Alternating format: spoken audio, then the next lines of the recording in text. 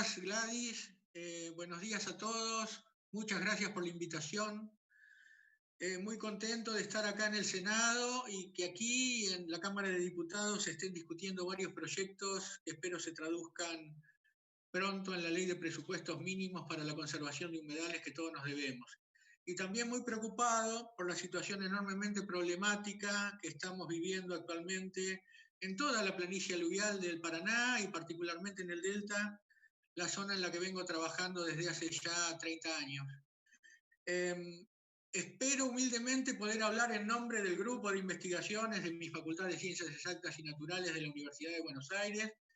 pero también en nombre de la Fundación Humedales y en nombre de muchas instituciones académicas y de gestión, organizaciones ambientales sociales y sobre todo de muchos pobladores locales con los que tengo la suerte de interactuar desde hace muchos años. Pensando en la ley, si bien la ley no es todo,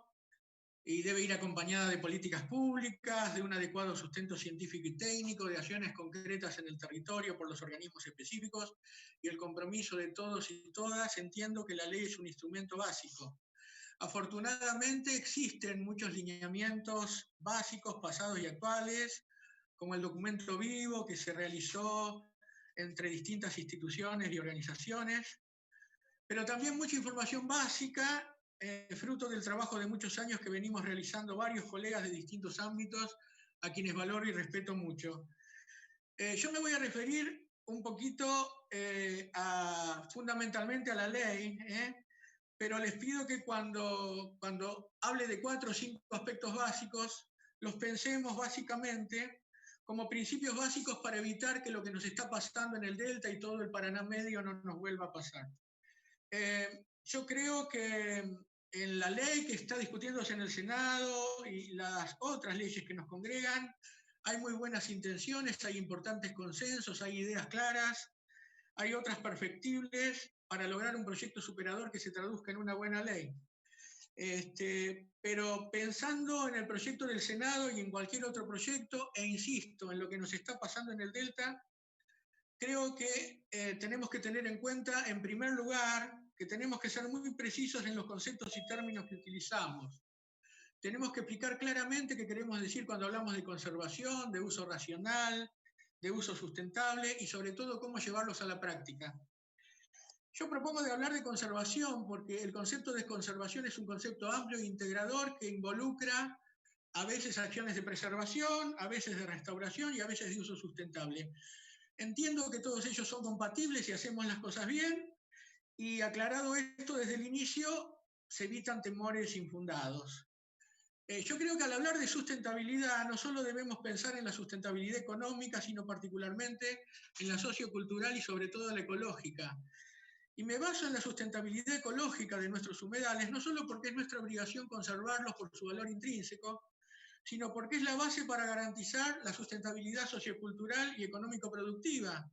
pensando en todos los bienes naturales comunes que nos brindan los humedales partiendo de uno tan fundamental como el agua.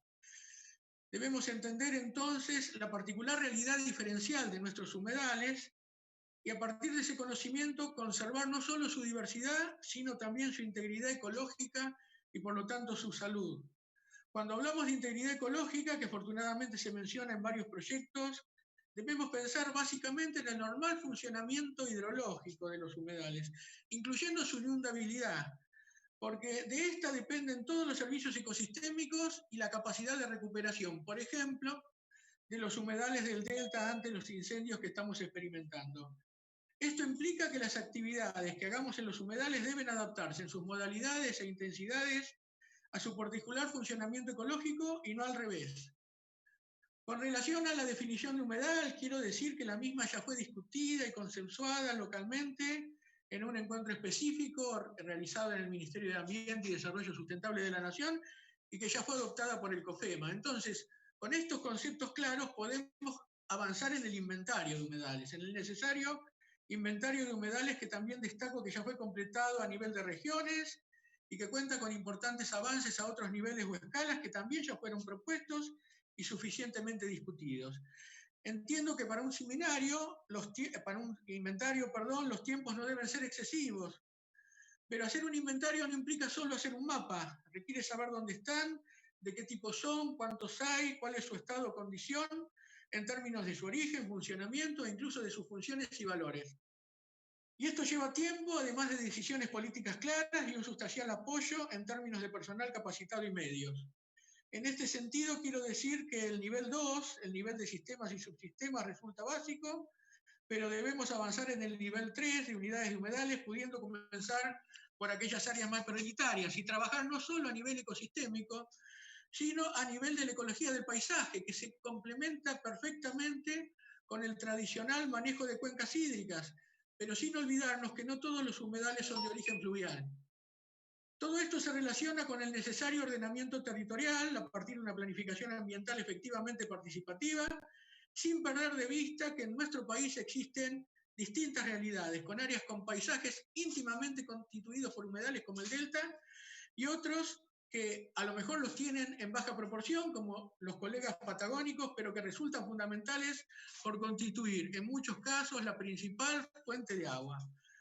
Cuando esto ocurre, ese ordenamiento no solo debe concentrarse en los humedales, sino que debe extenderse a su contexto socioambiental, porque los humedales no pueden entenderse ni conservarse si no pensamos en ese contexto. Y al hacerlo, ya estaremos contribuyendo a una muy necesaria ley de ordenamiento ambiental territorial de todo nuestro país que también nos debemos.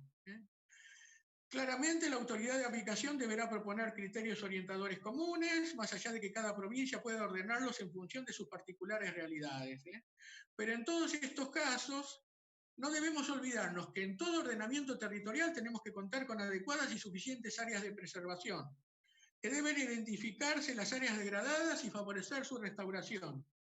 y que no podemos trasladar modelos de uso propios de otras regiones o de otros tipos de ambientes si queremos garantizar la conservación de nuestros sistemas de humedales locales. Y menos aún si esos modelos, en lugar de aplicar prácticas resilientes, incorporan actividades, modalidades o infraestructuras duras que alteran significativamente o directamente eliminan nuestros humedales. En relación con todo este tema, pensamos, por ejemplo, que para la ley, si bien los criterios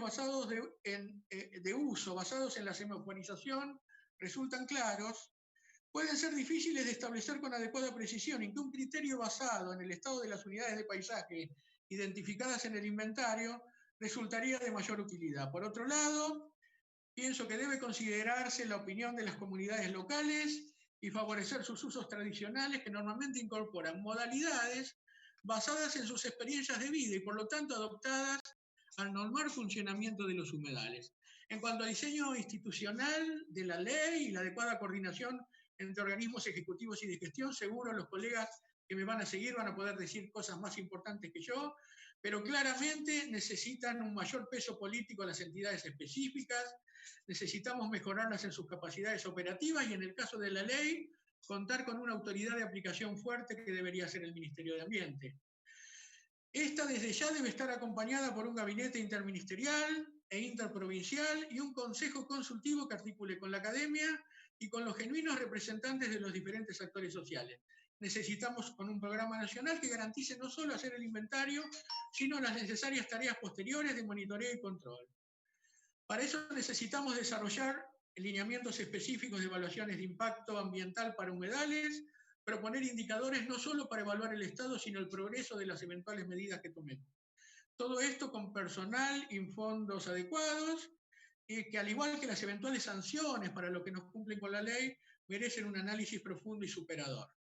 Terminando, quiero decir que mientras tanto se implemente todo esto, es necesario contar con una moratoria, es necesario actuar con precaución. Esto no necesariamente quiere decir que hasta tanto no hagamos todo esto no podemos hacer nada en los humedales. Quizás podrán ser restringidas algunas actividades espacialmente y desde ya no deberíamos aplicar modelos de uso extralocales que no garanticen su sustentabilidad ecológica. Los proponentes de eventuales proyectos creo que deberían contar entonces con el necesario inventario a la escala adecuada, con una evaluación de impacto ambiental, pero realizada y supervisada por organismos con probada independencia y capacidad científico-técnica. Y por último, creo, pensando en lo que nos pasa en el Delta, que no podemos sorprendernos más con la nueva realidad climática e hidrológica que estamos viviendo y que viviremos en el futuro cercano y lejano. Contamos con suficiente información generada por nuestros excelentes científicos y técnicos locales. Humildemente creo que si tenemos en cuenta estos principios básicos, podremos contar con una buena ley que ayude a que no nos pase más lo que nos está ocurriendo en el Delta o en cualquier otro humedal de nuestro país. Y creo que si hacemos esto, desde ya estaremos pensando en el bien de todos. Les agradezco mucho y a disposición.